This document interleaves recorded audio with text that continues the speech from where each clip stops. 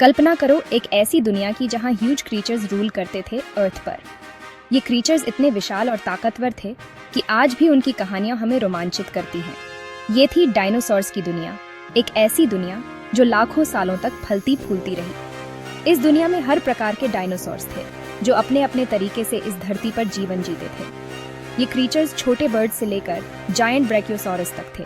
छोटे डायनासोर्स हवा में उड़ते थे, जबकि बड़े डायनासोर्स जमीन पर चलते थे और पेड़ों की पत्तियां खाते थे। डायनासोर्स ने पूरी अर्थ पर राज किया। वे हर जगह पाए जाते थे, चाहे वो घने जंगल हों, विशाल मैदान हों या फिर ऊंचे पहाड़। हर जगह उनकी उपस्थिति थी। ये पावरफुल और अलग अलग तरह के थे और अलग अलग जगहों पर रहते थे। कुछ डायनासोर्स बहुत तेज दौड़ सकते थे, जबकि कुछ बहुत धीमे चलते थे। उनकी विविधता अद्भुत थी।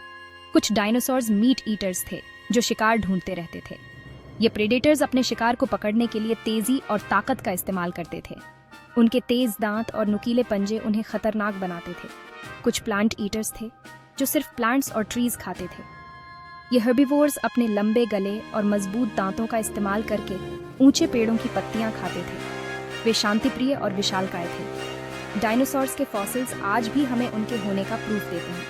ये फॉसिल्स हमें उनके जीवन के बारे में बहुत कुछ बताते हैं। पैलियोंटोलॉजिस्ट्स इन फॉसिल्स को खोजते हैं और उनका अध्ययन करते हैं। इन फॉसिल्स से हमें पता चलता है कि डायनासोर्स कितने बड़े और अलग अलग तरह के थे। कुछ फॉसिल्स हमें उनके आकार और संरचना के बारे में बताते हैं, जबकि कुछ उनके जीवन के तरीके के बारे में। उनके जायंट स्केलेटन्स और फुटप्रिंट्स हमें उनकी याद दिलाते हैं।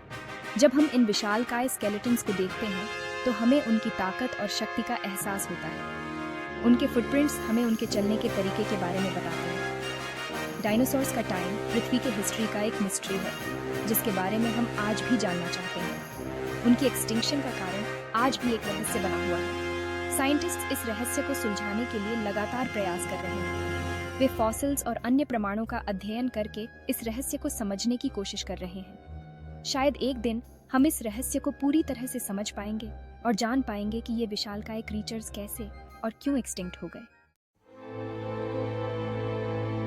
लगभग 6 करोड़ 60 लाख साल पहले एक बहुत बड़ी डिजास्टर हुई। यह घटना इतनी विनाशकारी थी कि इसने पृथ्वी के इतिहास को हमेशा के लिए बदल दिया।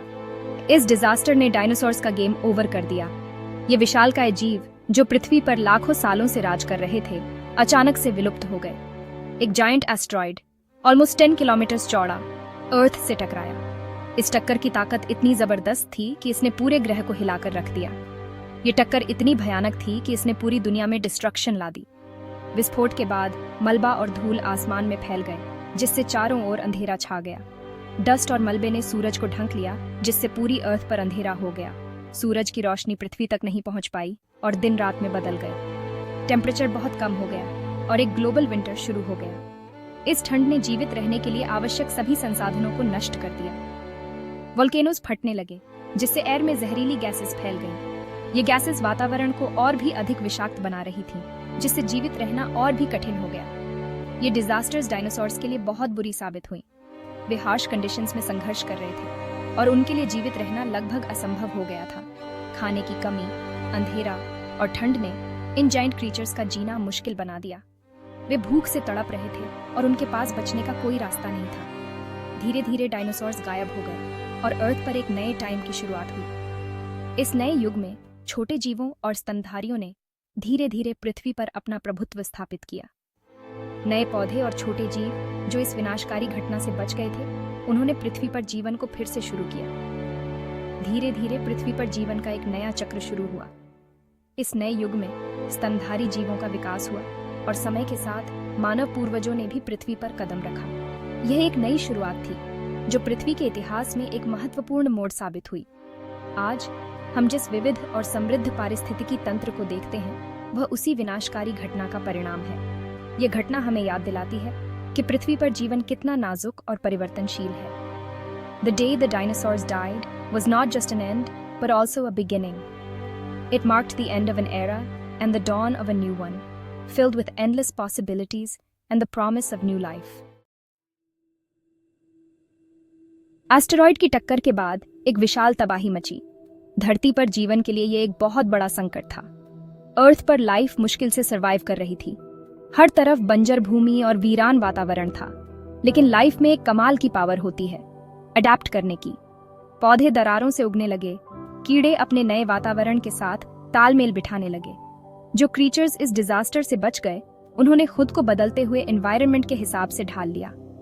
यह एक अद्भुत प्रक्रिया थी जिसमें जीवों ने अपने आप को नए हालातों के अनुसार ढाल लिया। मैमल्स, जो डायनासोर्स के टाइम में छोटे और इनसिग्निफिकेंट क्रीचर्स थे, अब फ्री थे। वे अब अपने नए वातावरण में स्वतंत्र रूप से घूम सकते थे। डायनासोर्स के जाने से मैमल्स के लिए नए अपॉर्चुनिटीज खुल गए। वे अब नए हैबिटेट्स एक्सप्लोर कर सकते थे और अपने लिए नए टेरिटोरीज खोज सकते थे। उन्होंने नए प्लेसेस एक्सप्लोर किए और अपने लिए नए घर बनाए। यह एक नई शुरुआत थी जिसमें मैमल्स ने अपने लिए नए रास्ते खोजे, नए खाने की तलाश की और अपने लिए नए रिसोर्सेज खोजे। यह एक संघर्ष था, लेकिन उन्होंने हार नहीं मानी और नए रूप धारण किए। समय के साथ उन्होंने अपने आप को बदलते हुए एनवायरनमेंट के अनुसार ढाल लिया। यह एक स्लो और ग्रेजुअल प्रोसेस था जो लाखों सालों तक चला। इस दौरान जीवों ने अपने आप को बदलते हुए एनवायरनमेंट के अनुसार ढाल लिया, लेकिन समय के साथ मैमल्स अर्थ पर सबसे इंपॉर्टेंट क्रीचर्स बन गए और अलग अलग फॉर्म्स और साइजेस में विकसित हुए। वे अब धरती के सबसे प्रमुख जीव बन गए थे और अलग अलग फॉर्म्स और साइजेस में विकसित हुए। उन्होंने अपने आप को बदलते हुए एनवायरनमेंट के अनुसार ढाल लिया और नए ट्रेट्स विकसित किए। यह एक अद्भुत प्रक्रिया थी जिसमें जीवों ने अपने आप को नए हालातों के अनुसार ढाल लिया। आज के समय में हम देखते हैं कि मैमल्स ने कितनी दूर तक का सफर तय किया है। वे अब धरती के हर कोने में पाए जाते हैं और हर तरह के एनवायरनमेंट में थ्राइव कर रहे हैं। यह सब उस अद्भुत प्रक्रिया का परिणाम है जिसमें लाइफ ने अपने आप को बदलते हुए एनवायरनमेंट के अनुसार ढाल लिया। आज हम इंसानों के साथ साथ अन्य मैमल्स को भी देखते हैं जो हमारे साथ कोएग्जिस्ट कर रहे हैं। यह एक अद्भुत यात्रा है जिसमें लाइफ ने अपने आप को बदलते हुए एनवायरनमेंट के अनुसार ढाल लिया। Life truly finds a way. Dinosaurs के एक्सटिंक्ट होने के बाद मैमल्स का डेवलपमेंट तेजी से हुआ। उन्होंने नए एरियाज में रहना शुरू किया और नए एनवायरनमेंट्स को भरा। कुछ मैमल्स छोटे और फुर्तीले रहे, जबकि कुछ जायंट साइज में ग्रो हुए। इस टाइम में मैमल्स की वैरायटी में बहुत ज्यादा बढ़ोतरी हुई। प्लांट ईटर्स, मीट ईटर्स और ओमनिवोर्स डेवलप हुए। कुछ मैमल्स ट्रीज पर चढ़ने लगे, जबकि कुछ वापस सी में चले गए। मैमल्स के डेवलपमेंट का ये पीरियड लाइफ के हिस्ट्री में एक टर्निंग पॉइंट था। इन चेंजेस ने आखिरकार ह्यूमंस के आने का रास्ता बनाया। ह्यूमन एवोल्यूशन एक लंबी और कॉम्प्लिकेटेड प्रक्रिया रही है जो लाखों सालों में फैली हुई है।